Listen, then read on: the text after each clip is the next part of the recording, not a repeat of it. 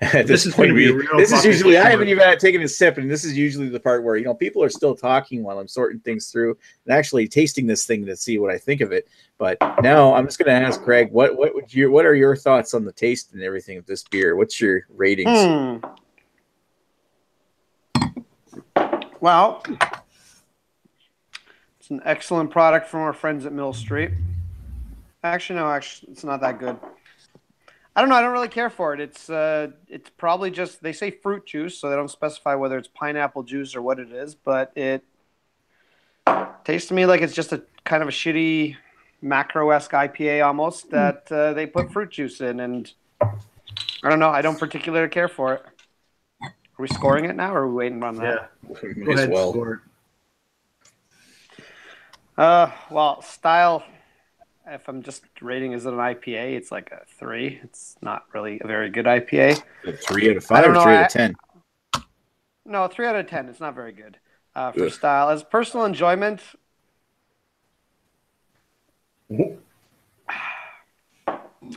I'll pass it. I'll give it like a 5. Maybe generously a 5.5, but I don't think I'd ever buy it again. Well, there you go.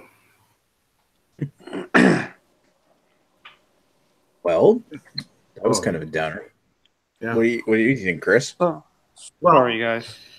All this is pineapple. I'm trying to think that this is probably the IPA stands for I'm a pineapple ale, because there is no IPA in this at all. This does not have any of the IPA bitterness that you would normally get.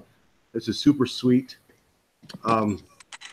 It's a juice of some sort. I mean, there's pineapple smell coming off this thing like crazy, but the actual taste of it is I'm getting more of a mango orangey taste with a little bit of pineapple. So I just spilled 5 Alive into it. Yeah, I wouldn't doubt some fucking Tropicana, something mixed fruit punch. But stylistically, it's not an IPA, so I'm going to have to bring this way down. Probably going to bring it down to about a 3 on an IPA, because this is not a typical. I mean, harsh. I'm being harsh, but my own personal preference, it's drinkable. It's actually it's quite refreshing. It's nothing obviously to fucking write home about and say, oh, this is fantastic. It's not bad. It's probably their first attempt at this. This is their first attempt at this, right, Nick? Well, yeah, this is the first time they've ever made it. So who knows if they'll ever make this again? They don't know. Yeah, we don't know if they're going to make this again. They may watch this analysis and be like, fuck, those guys are right. Maybe we should fix this up, because Maxwell Star Beer Reviews just gets all the views. So I'm assuming they're probably going to watch this and be like, they watch for average Joe when it's on. Nick was right. Fucking Greg was right. Chris is totally fucking wrong. So I'm thinking, if they make this again, if they make this again, they may fix it. But calling this a pineapple IPA, probably not the right choice of words there. Probably some kind of pineapple ale. I don't even know what you want to even call this. I think they use IPA because they couldn't fucking figure out what to fucking call it. So they just said, "Oh, IPAs are cool. Let's just name it an IPA." But anyway, personal preference, I say, you know what? It's drinkable. Will I go out and buy it again? No, but I would drink it if somebody offered me this at a party or whatever, and it's ice cold like I got mine. So I'll probably give it about a 6.5. Well, it's not the worst in the pack, to be honest. No, it's not. That's got to go to the organic lager, which is like drinking the water out of a can of mushrooms.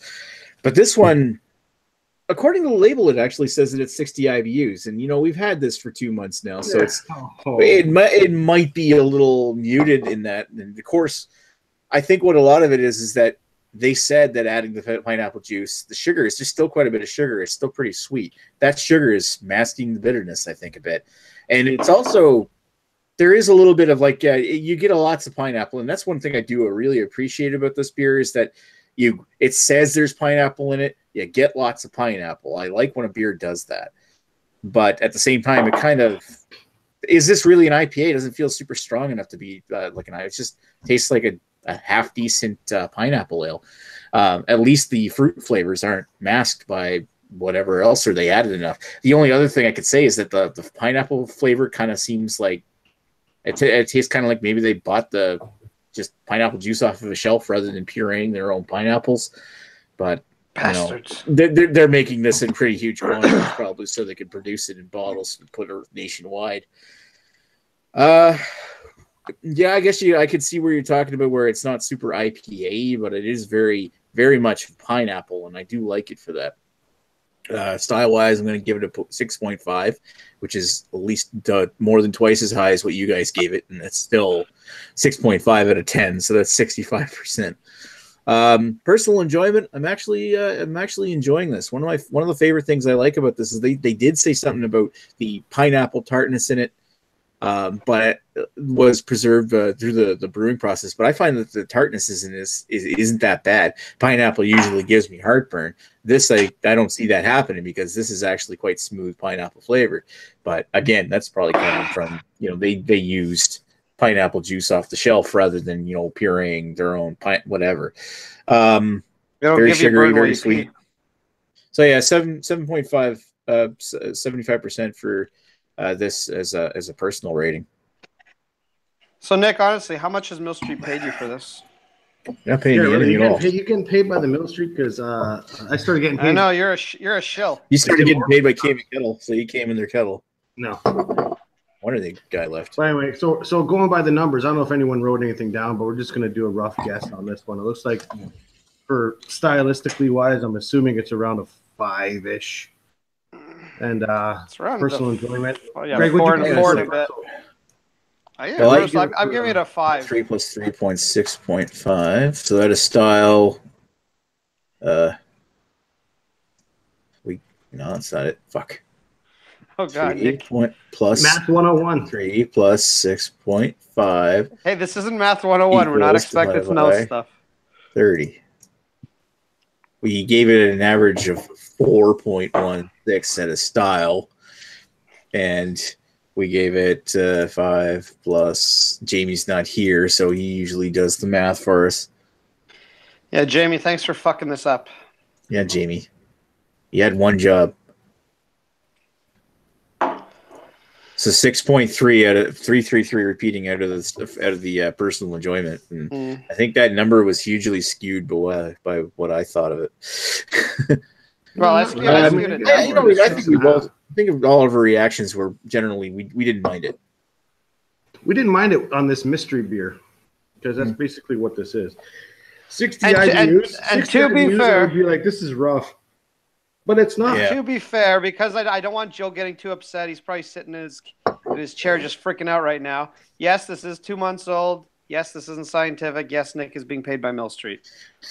All true. Fuck off. All right. So we're already talking about the comments. We might as well move to them. Yeah, let's go through them. First thing that Average Joe said was doing 2 Mill Street beers in less than a month, inexcusable.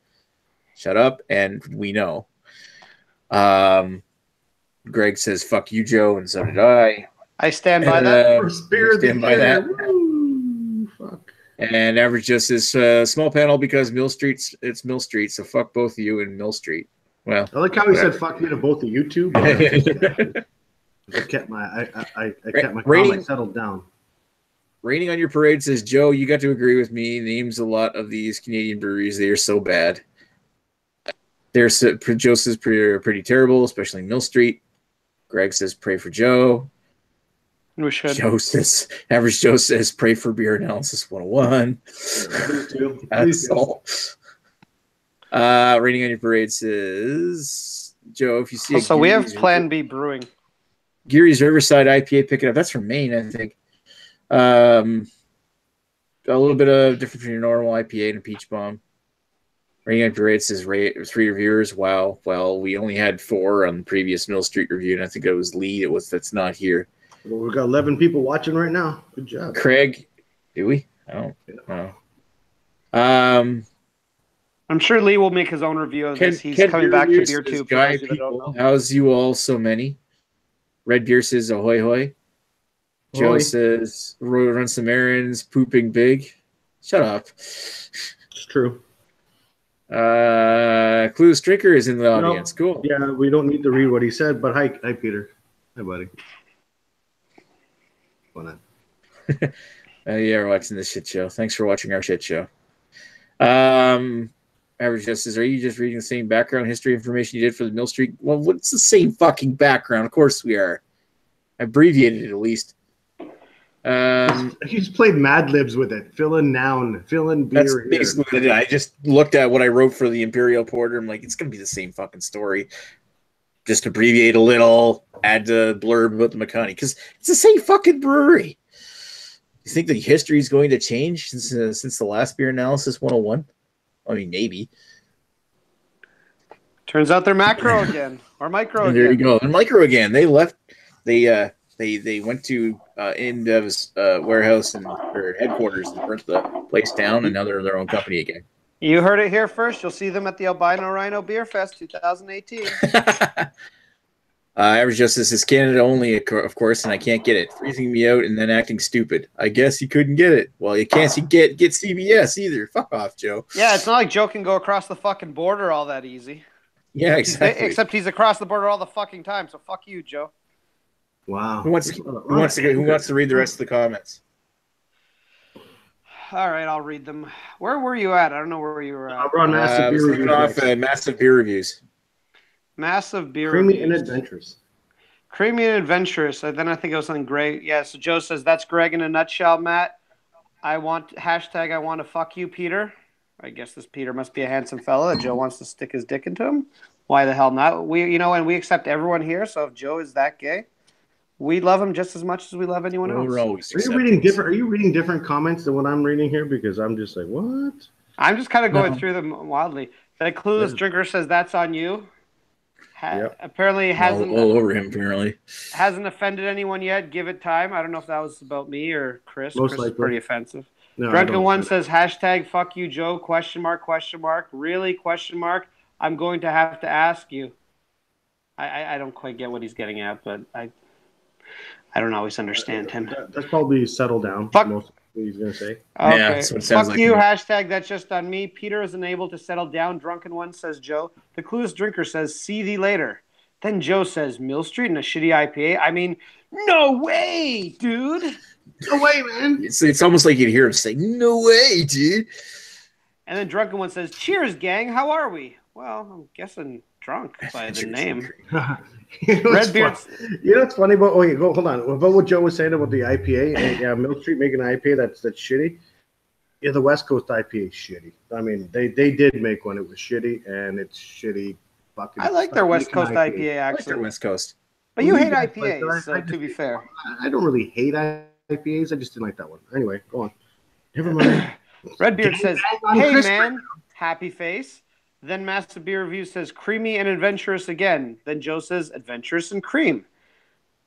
And then he says, why? Why not? Says Redbeard with a winky smiley face. This is like literally like reading conversation between kindergartners. Kent Beer Review says, don't get too cold down there in Texas, drunken one. To which Joe says, not Mill Street's first attempt at a good beer, but still working on brewing one, though. Oh. He totally dissed Mill Street. Oh. Burn. Shots fired. Almost like he's biased. Joe, when you see a guy in a wheelchair, do you knock under his chair and beat the shit out of him? Because that's pretty much what you're doing by picking on Mill Street. Like you're beating up on a cripple. Anyway, drunken one. Going to get to 24 tonight. I guess that's in Fahrenheit. I don't understand that as a Canadian. Most likely minus 24. That's -4, says Drunken One. Thank you, Drunken One. Redbeard says before that, LOL, it's going to drop to negative that much here tonight. But you didn't tell us as much, so you're not being very informative, Redbeard. Then Joe says, you looked that up, Drunken One. I don't care if he did. He still made it easy for us, Joe, so fuck you, Joe. Then Redbeard says Celsius. This is just getting too much. The clueless drinker says, in quotation marks, I drink it as a funeral I wasn't invited to. You would drink this. I drink it as a funeral I wasn't invited to.